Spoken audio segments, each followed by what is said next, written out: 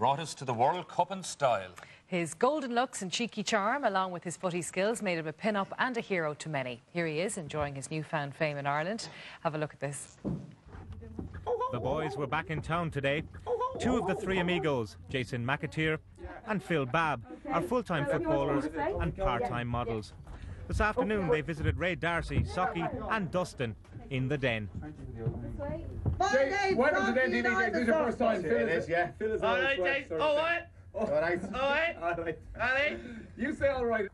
So Dustin is obviously a fan. Ah, Phil, my man. I'll see you later. All right. Jason, yourself and Redknapp, Robbie Fowler and McMillan, you were known as the Spice Boys. Yes, we were. Who called you the Spice Boys?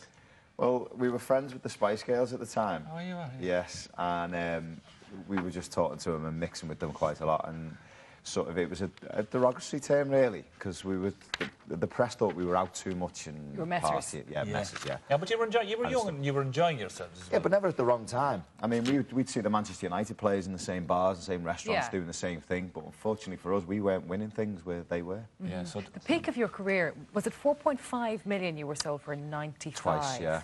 Extraordinary money at that time. Yeah, I mean, Andy Carroll now is, getting questioned about his transfer fee of 35 million, but as a player, you don't get involved in that. Your first phone call is, you're free to go and talk to another football club. We've agreed the transfer fee. You're not told what the fee is. You just really hear that in the news, or really it's got nothing to do with it. You don't get any money from it. I've always wondered about this, and everybody else probably knows, so I would apologise if I'm asking a question you all know the answer to. What does the player get? It's negotiated as a package. No, but is there a percentage? Is that how it works? Not of the transfer fee. Right. Try to ask you, what are you worth? No, I'm not at all, but I'm just interested to know, when you hear this, 30 million for such and such a guy, what's he getting as the kickback, the player? It's the transfer fee has nothing to do with the player. He's not on a percentage of that transfer fee. He's not on 10% or anything like that. He will then go into the football club and negotiate his own contract with his agent. Right. Yeah. So they might say, well, we want 5 million over 5 years. Obviously, it's a lot more than that, but I'm trying to make it easy because I'm not the brightest. 5 million over 5 years, so that's $1 million a year, isn't it? Well done. Thank you.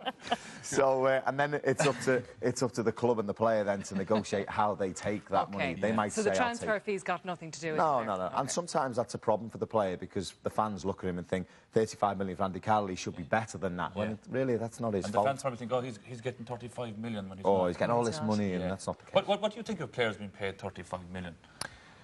It's kind of crazy, really. Yeah, I don't think it's that much, but they get paid, it's an entertainment business at the end of the day. I mean, there is that sport, obviously the sport element, but they're in the entertainment business, and, with TV revenue and but they're under the spotlight all the time as well, aren't they? And life of a footballer isn't that great all the time. I mean, they're well looked after now, though, Jason, aren't they? Mary lives a better life. Yeah.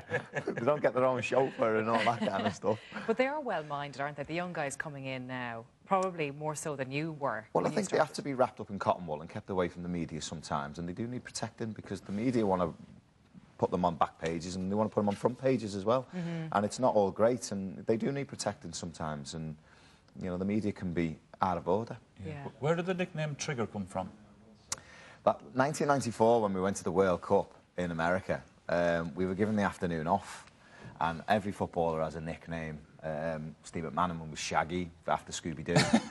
Scooby-Doo. Yeah. Robbie Fowler was God, because he'd done that many great things. The fans nicknamed him God. Unfortunately, my nickname come as Trigger, right, which was from the Only Fools and Horses character. And what happened there was we were given the afternoon off by Jack Charlton to go and have some lunch in America in the World Cup. So we were around the dinner table, and the waitress, the lads were being a bit boisterous, a couple of drinks had been knocked over, whatever, and the waitress was getting a little bit, the fuse was getting shorter and shorter. Anyway, trying to defuse the situation, I tried to get engaging conversation. I asked where she was from, and she said, I'm from Pennsylvania, and I went, She went, no, that's Transylvania. Not what you want to eat. You know what? There's a few other things as well, because we nearly had an argument in the office about this morning, because they said to me that you were asked how many slices you'd like. Pizza. Yeah, is that true? John Alders told me this. Aldo told me this. It was on a night out, and, you're hungry. And being a footballer, I thought I need something proper to eat. Couldn't have a kebab obviously, you know, because being a sportsman. So I went for the healthier option of a pizza, and the girl said, "Do you want to cut it into 4 or 8?" I said, "Cut it into 4, I'll never eat 8." Is that right? I always get it wrong, them two numbers. But Jimmy, did you see Jimmy White in the car park one day? No, that was in Lily Bordello's. It was after the Holland game, not the Lansdowne, the Holland in Amsterdam, and we managed to get back pretty handy on the plane. And Niall Quinn marched us all. Well, he didn't march us. He asked us if we wanted to go to Lily Bordello's. We went on our tracksuits, and Jimmy White was kind of a hero. I always liked the sportsmen who have a little bit of an edge, like Paul Gascoigne or a Ronnie O'Sullivan, Jimmy White. Yeah. And I seen Jimmy in Lily Bordello's, and because of one of my heroes, I thought I need to get his attention and say something. So I shouted his name as he was walking out of Lily's. He was with Ronnie Wood at the time, so I've shouted his name, and I've stood up and I've shouted, "Jimmy!" And you know when someone looks at you, you don't know what to say. And Gary Breen hit me, and I went, 180! And Gary Breen went, "That's darts." Oh, it's just great fun. Just want to get a couple of questions into you because our viewers are getting in touch. Martin Roach wants to know, do you think the FAI treated the Irish team as second class, looking at hotels and travel, etc., around the time that Roy Keane left? Not at all. Not at all. You know, Roy had his views on how things should have been done, and they didn't match the majority of the players that were in the squad, didn't match the staff's ideas or the people who sorted things out, and I never had any qualms, you know. I mean, we did rough it sometimes, but you have to, at some stage of your career, it's not always going to be rosy. We flew into, I was talking today to Cattle-Dervin, and, you know, we flew into countries that were at war, you know, Yugoslavia, and Iran wasn't the greatest place to go to, and you just get on with it. You just get on with it. Actually, we did want to mention the reason you were talking to Cattle-Dervin is because he's helping you write your book. You're putting together your memoirs. Well, I'm working on a book, yeah. I do an hour at night, I do an hour in the morning, and when I finish colouring, I'm going to work on another one. So will you be writing about the incident you had with Stephen Cluxton? That was just an unfortunate incident I don't like to talk about, thank you very much. Yeah. We have to show the picture, though, because it's a great picture. Oh, it was a great punch, wasn't it? I must admit, I'm from a boxing family, so I actually did beat the count. I was up on 6. Were you? Oh, good. Yeah. Did he ever get in touch with you after that? No, I was disappointed, really, because a lot of people thought that was staged, and it wasn't. It was just an unfortunate incident that happened at a charity game. There was a lot of children at the game and that kind of stuff, and it was a great day, and unfortunately it was marred by that incident. But I got that much hassle after it by the media and all kinds of people that I felt I needed to come out and say something. So I kind of come out and apologised, really, you know, for being involved in it, and it shouldn't have happened, and I hope it didn't spoil anyone's day.